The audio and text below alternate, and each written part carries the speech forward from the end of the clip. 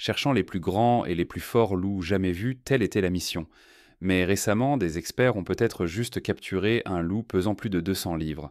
Et non, ce n'est pas toute l'histoire. Parce que les images que j'ai capturées révèlent quelque chose de bien plus grand, peut-être le plus grand loup jamais filmé.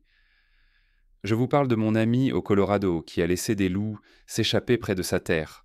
Ce qui a commencé comme une recherche du soi-disant grand méchant loup m'a conduit à quelque chose de réel, quelque chose de terrifiant. Il s'avère que la plus grande espèce de loup n'est pas dans un mythe lointain. Elle était juste en Amérique du Nord, le loup gris. Et voici la partie qui vous glacera. Ce loup ne chasse pas seulement, il dépasse les voitures et il sait que vous regardez. Une famille du New Jersey est partie en camping qu'ils n'oublieront jamais dans le parc national de Banff, au Canada. C'était au milieu de la nuit, vers 1 heure du matin, lorsqu'un loup a déchiré leur tente, et selon eux, c'était comme quelque chose sorti d'un film d'horreur. Matthew Rispoli, le père, n'a même pas eu le temps de réfléchir avant que le loup de 150 livres ne se jette sur lui. Il était massif et agressif, essayant de le traîner hors de la tente pendant que sa femme et ses 2 jeunes enfants criaient. Matthew s'est défendu de toutes ses forces, essayant de protéger sa famille et de repousser le loup, même lorsqu'il mordait en lui. Cela ressemblait à une bataille perdue jusqu'à ce que leur voisin de camping, Russ Fee, entende le chaos. Russ a accouru pieds de poing nus et a donné un coup de pied au loup sur le côté, assez fort pour le faire lâcher Matthew et s'enfuir. Il était dans un état assez mauvais. Il avait des coupures assez visibles sur son bras. Oui, donc il avait du sang principalement sur un côté de tout son corps. Mais comme je l'ai dit, il était plein d'adrénaline. Donc il courait partout, ramassant des choses. Oui, il était un peu plus mal en point, mais il a fait un travail incroyable. La famille a réussi à sortir de la tente et à se mettre en sécurité. Matthew était assez gravement blessé, avec des morsures et des égratignures. Mais il a survécu grâce à son courage et à la rapidité d'esprit de Russ. Par la suite, les responsables de la faune ont retrouvé le loup et ont conclu qu'il était en mauvaise santé, ce qui l'avait probablement rendu plus désespéré et agressif que d'habitude. Maintenant, y a-t-il plus à savoir sur ces créatures féroces mais majestueuses? La science nous dit qu'elles possèdent des qualités que aucune autre créature du règne animal n'a. Numéro 9. Les super-pouvoirs des loups. Les loups peuvent devenir vraiment énormes, beaucoup plus grands que ce que nous voyons dans les documentaires. Un grand loup peut mesurer environ 3 pieds d'homme de haut à l'épaule, comme un berger allemand sous stéroïdes. De la truffe à la queue, ils mesurent environ 6 pieds de long, ce qui est aussi long qu'une personne grande allongée. Et en ce qui concerne le poids, les plus grands peuvent peser jusqu'à 175 livres, ce qui est plus lourd que beaucoup d'adultes humains. C'est pourquoi dans la nature, les loups sont plus comme les meilleurs athlètes de temps de la nature et des puissances sensorielles. Ils ont des qualités étranges mais puissantes que les scientifiques appellent des super-pouvoirs. Tout d'abord, ils peuvent atteindre des vitesses de pointe de 35 à 40 miles par heure en courte rafale lorsqu'ils chassent contre des proies. Mais ce qui les distingue vraiment, c'est leur endurance. À un trot régulier d'environ 5 miles par heure, ils peuvent parcourir jusqu'à 30 miles en une seule journée sans se fatiguer. Cela explique comment ils chassent des proies sur de grands territoires. Les loups ont également une force de morsure d'environ 400 PSI, ce qui est assez puissant pour écraser des os et maîtriser n'importe quelle proie en lutte. D'autres recherches suggèrent même que leur force de morsure peut atteindre jusqu'à 1200 PSI, selon la taille du loup et le contexte de la morsure. Leurs capacités auditives sont également un super pouvoir que personne ne semble comprendre. Ils peuvent détecter des sons jusqu'à une fréquence de 25 kHz, certains chercheurs suggérant un maximum allant jusqu'à 80 kHz. Cela signifie qu'ils peuvent entendre des sons à une distance de 6 miles dans la forêt et jusqu'à 10 miles dans des zones ouvertes. Ce sens aigu de l'ouïe est absolument important pour la communication au sein du groupe et pour détecter des proies ou des menaces potentielles à de grandes distances. Le sens de l'odorat d'un loup est très développé et lui permet de détecter des proies à environ 1,7 miles de distance dans des conditions favorables. C'est ainsi qu'ils suivent les proies, identifient d'autres loups et naviguent dans leur environnement indépendamment du danger qui les attend devant ou derrière. Les loups ne sont pas seulement physiquement redoutables, ils sont aussi des animaux intelligents et sociaux. Ils vivent en meutes structurées avec des hiérarchies claires, dirigées par une paire alpha. Et ils ne se contenteront pas de partir à la recherche de proies, ils participent à une chasse coordonnée, ce qui nous amène au comportement des loups. Et devinez quoi? Les loups ne sont pas ce que nous pensions. Numéro 8. Ceux qui l'ont menti. Quand nous pensons au loup, ce qui nous vient à l'esprit, c'est un loup solitaire hurlant à la pleine lune, alors qu'en réalité, les loups ne hurlent pas à la lune. En fait, les hurlements ne sont pas les seuls sons qu'ils produisent. Ils ont un langage entier d'autres sons et mouvements corporels qui maintiennent leur meute fonctionnant comme une famille. Commençons par les sons. Dans la nature, c'est presque comme s'ils faisaient de la musique, avec une gamme vocale qui inclut des hurlements, des grognements, des aboiements et même des gémissements. Dans ces images, par exemple, le loup n'a à peine fait de bruit. Tout ce qu'il avait à faire était de laisser échapper un doux grognement, presque comme un chuchotement, et sa meute est venue en courant vers lui. Quand un loup appelle d'autres loups dans un rayon d'un mile, le reste de la meute répond avec une compréhension parfaite et précise. Cela est dû au fait que chaque hurlement de loup est unique. Aucun deux loups ne sonne de la même manière, tout comme les empreintes digitales humaines. Maintenant, les grognements et les grondements sont la version loup d'un signe de retrait. Si un loup veut affirmer sa dominance ou revendiquer un dîner, un grognement profond transmet le message. D'autre part, ils gémissent et pleurent pour attirer l'attention ou montrer de la timidité. Cela est surtout commun chez les louveteaux, car les grands méchants loups n'ont rien à craindre. Et puis, il y a le langage corporel, et les loups, quand plus ils sont des maîtres en la matière, un loup dominant se tiendra droit, la tête haute, la queue levée, comme un patron. Mais un loup soumis, totalement opposé. Queue rentrée, corps bas, évitant le contact visuel. Même leur queue raconte une histoire. Si elle remue ou est levée, ce loup est confiant. Si elle est abaissée ou rentrée, pas tellement. Les loups utilisent également leur visage pour communiquer. Si l'un montre ses dents ou plisse le nez, alors vous devez vraiment l'avoir mis en colère. Et si vous vous demandez ce que fait le loup alpha, eh bien, il n'y a pas de telle chose. L'idée de ce loup alpha, qui est un leader dominant régnant sur la meute par l'agression, a été largement popularisée dans les médias et la littérature. Ce concept est en grande partie un mythe qui a vu le jour grâce aux premières études sur les loups captifs. Le terme loup alpha a pris de l'ampleur à partir de recherches menées au milieu du XXe siècle, notamment par le biologiste Rudolf Schenkel. Ces études ont observé des loups en captivité où des loups individuels étaient regroupés, et bien sûr cela a conduit à des dynamiques sociales et des hiérarchies non naturelles. Ces résultats ont ensuite été popularisés par L. David Mech dans les années 1970. Cependant, Mech lui-même a ensuite reconnu que ces observations ne reflétaient pas avec précision le comportement des meutes de loups sauvages. En 1999, il a dû publier un article clarifiant que dans la nature, les meutes de loups fonctionnent davantage comme des familles. Les parents guident leurs petits plutôt que de les dominer par la force. Dans des environnements naturels, une meute typique de loups se compose d'une paire reproductrice et de leurs petits des années précédentes. Ces unités familiales sont coopératives et cohésives. Maintenant, les soi-disant loups alpha sont simplement la mère et le père, guidant leurs jeunes et leur enseignant des compétences essentielles de survie. Cette structure est très similaire à celle d'une famille humaine, où les parents s'occupent et dirigent leurs enfants sans avoir besoin de démonstrations agressives d'autorité. L'idée d'un loup alpha est née d'observations de loups captifs, qui n'étaient pas liés, et l'aîné exerçait son autorité par l'agression et la force pour rester pertinent. Et puisque tant de questions ont été soulevées sur les loups en captivité, nous devrions également nous pencher sur eux et sur ce à quoi ressemble la vie en dehors de la nature. Numéro 7. Loups en captivité. Les loups en captivité partagent de nombreux traits avec leurs homologues sauvages. Mais l'environnement captif fait ressortir certaines caractéristiques qui sont assez inhabituelles. Dans la nature, les loups vivent généralement entre 5 et 7 ans en raison de menaces comme les maladies, la famine et les conflits. Cependant, en captivité, avec des repas réguliers et des soins médicaux, ils peuvent vivre jusqu'à 15 ans ou plus. Les loups captifs ont également démontré la capacité d'apprendre des humains. Des études ont montré qu'ils peuvent observer et reproduire des tâches démontrées par des humains, ce qui indique un niveau d'apprentissage social auparavant considéré comme exclusif aux chiens domestiques.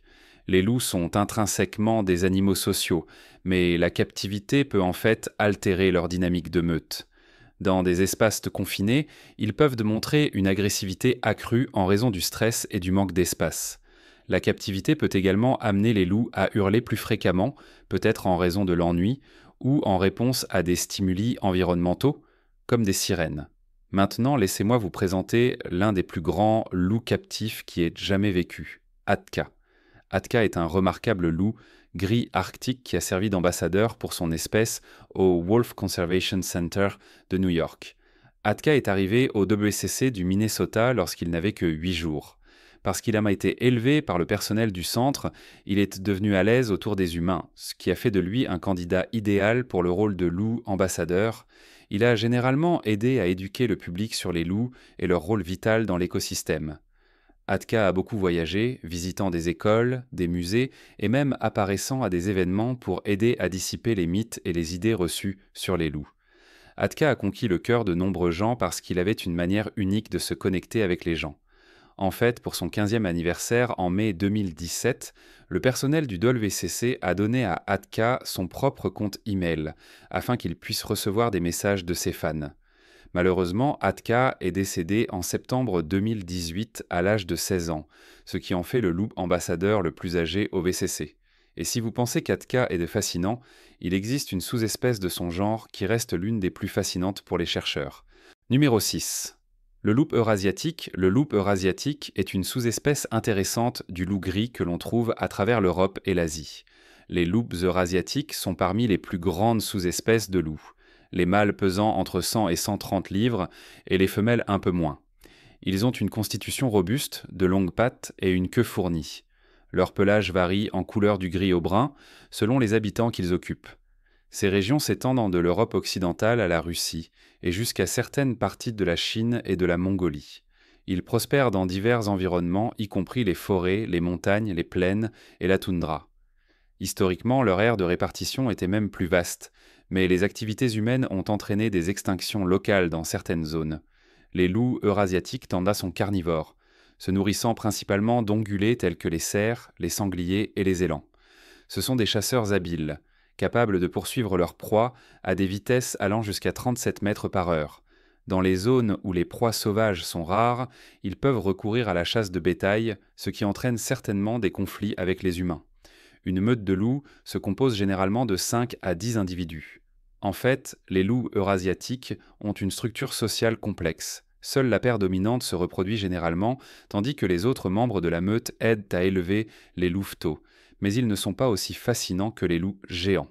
Numéro 5. Le loup géant. Le loup géant était un prédateur redoutable qui parcourait l'Amérique du Nord et du Sud il y a environ 250 000 ans. Malgré sa renommée, surtout grâce à des références dans la culture pop comme Game of Thrones, le véritable loup géant était différent du loup gris moderne, tant sur le plan génétique que sur le plan des caractéristiques physiques. Les loups géants faisaient partie des plus grands canidés ayant jamais vécu. Ils mesuraient environ 38 pouces de haut à l'épaule et pouvaient atteindre jusqu'à 70 pouces de long. Leur poids variait entre 130 et 150 livres, ce qui est plus lourd et plus robuste que les loups gris d'aujourd'hui. Ils avaient des crânes massifs avec des mâchoires puissantes pour écraser les os et des membres plus courts et plus robustes, ce qui signifie qu'ils étaient reconstruits davantage pour la force que pour la vitesse. Les preuves fossiles, en particulier des fosses de goudron de La Brea, en Californie, indiquent que les loups géants étaient des animaux sociaux, vivant et chassant probablement en meute. Leur régime alimentaire était principalement composé de grands herbivores, tels que les bisons, les chevaux et les chameaux. Cependant, le loup géant s'est éteint il y a environ 10 000 ans, coïncidant avec la fin de la dernière ère glaciaire. Plusieurs facteurs ont probablement contribué à son extinction, y compris le changement climatique, qui a entraîné la disparition de leurs grandes proies et la concurrence avec d'autres prédateurs, y compris les humains et des canidés plus adaptables, comme le loup gris. En fait, des études génétiques récentes ont révélé que les loups géants n'étaient pas étroitement liés aux loups gris. En fait, leurs lignées ont divergé il y a environ 5,7 millions d'années. Cette isolation génétique explique pourquoi, malgré le partage d'habitats similaires, les loups géants et les loups gris ne se sont pas croisés. Eh bien, jusqu'à présent. Dans un développement révolutionnaire, Colossal Biosciences, une entreprise de biotechnologie, a annoncé en 2025 qu'elle avait réussi à créer 3 louveteaux gris génétiquement modifiés, Romulus, Ramus et Khaleesi, avec des traits ressemblant à ceux du loup géant éteint. En utilisant des techniques avancées un peu d'édition génétique, les scientifiques ont modifié 14 gènes dans l'ADN du loup gris pour exprimer 20 caractéristiques du loup géant. Ces louveteaux sont nés par l'intermédiaire de chiens de substitution et sont actuellement étudiés dans une réserve contrôlée. Avons-nous juste ressuscité une espèce entière de loups? Qui sait, cela pourrait donner plus de résultats que nous ne l'avions jamais imaginé. Numéro 4. Le loup de Bernard. Le loup de Bernard était connu comme une sous-espèce unique du loup gris qui existait autrefois dans les régions arctiques reculées du Canada. Plus précisément, il habitait les îles Banks et Victoria dans les territoires du Nord-Ouest. Il a été découvert en 1843 par le zoologiste Rudolf Martin Andersen, mais a été nommé d'après Peter Bernard et son neveu Joseph F. Bernard. Ces explorateurs ont collecté la peau et le crâne d'un loup mâle adulte lors de leurs expéditions arctiques et les ont amenés au Musée national du Canada, où ils ont été formellement classés comme sous-espèces. Physiquement, le loup de Bernard était impressionnant. Il mesurait environ 5,9 pieds de long et mesurait environ 3,9 pieds de haut à l'épaule. Le poids du loup variait entre 100 et 120 livres. Il avait un pelage blanc épais avec une bande noire le long de son dos, ce qui offrait un excellent camouflage dans l'environnement enneigé de l'Arctique. En termes de comportement et de régime alimentaire, le loup de Bernard était similaire à d'autres loups gris. Il vivait probablement en meute et chassait de grands animaux à sabots comme les caribous.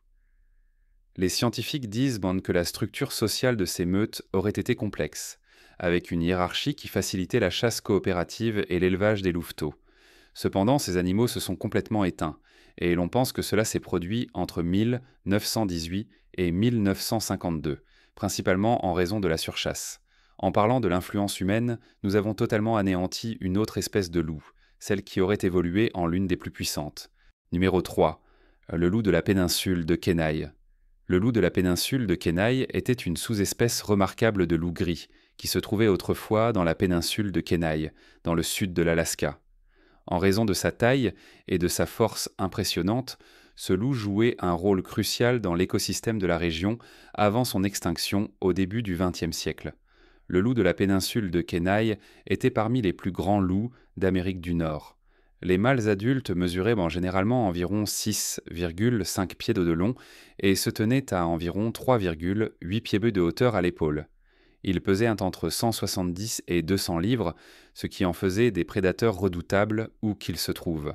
Leur pelage était généralement gris argenté ou noir bringé, et leur proie principale était l'élan, ce qui se reflète dans leur nom scientifique, alces, le mot latin pour élan. Ils chassaient également d'autres grands ongulés et des mammifères plus petits comme les castors et les lièvres. Leur stratégie de chasse impliquait souvent des efforts coordonnés en meute, leur permettant de s'attaquer à des animaux beaucoup plus grands qu'eux. Mais tout comme le loup de Bernard, cette sous-espèce est éteinte, et la raison est assez intéressante. De l'or a été découvert sur la péninsule de Kenai en 1895, ce qui a immédiatement entraîné un afflux soudain de colons. Ces personnes craignaient la propagation de la rage et la menace pour le bétail et ont donc initié des mesures agressives de contrôle des prédateurs. Ainsi, entre 1890 et 1915, d'importantes campagnes de chasse, de piégeage et de empoisonnement ont été menées contre les loups. En 1915, la population de loups de la péninsule de Kenai avait été presque éradiquée, et la sous-espèce a été déclarée éteinte en 1925. Cependant, certaines choses ne meurent jamais ou ne s'estompent jamais. Certaines cultures ont construit des folklores et des histoires générationnelles autour de ces créatures. Éteints ou non, leurs croyances gardent les loups en vie. Numéro 2. La mythologie des loups. Les loups ont toujours captivé l'imagination humaine pendant des siècles. Dans certaines cultures, ils sont des bêtes redoutables. Dans d'autres, ce sont des esprits vénérés. Dans le folklore européen, les loups symbolisent souvent le danger et la transformation. Le concept de loup-garou, qui est un humain se transformant en loup, trouve ses racines dans la Grèce antique. Le conte du roi Lycaon, qui a été transformé en loup par Zeus comme punition, est l'un des premiers exemples. Au cours du Moyen-Âge, les légendes de loup-garou sont devenues répandues. Les gens croyaient que porter une peau de loup ou conclure un pacte avec le diable pouvait transformer quelqu'un en loup-garou. Ces croyances étaient si fortes que des individus étaient jugés et exécutés pour avoir prétendument été des loups-garous. En revanche, les cultures amérindiennes tiennent les loups en haute estime. Les loups sont vus comme des symboles de courage, de loyauté et de sagesse.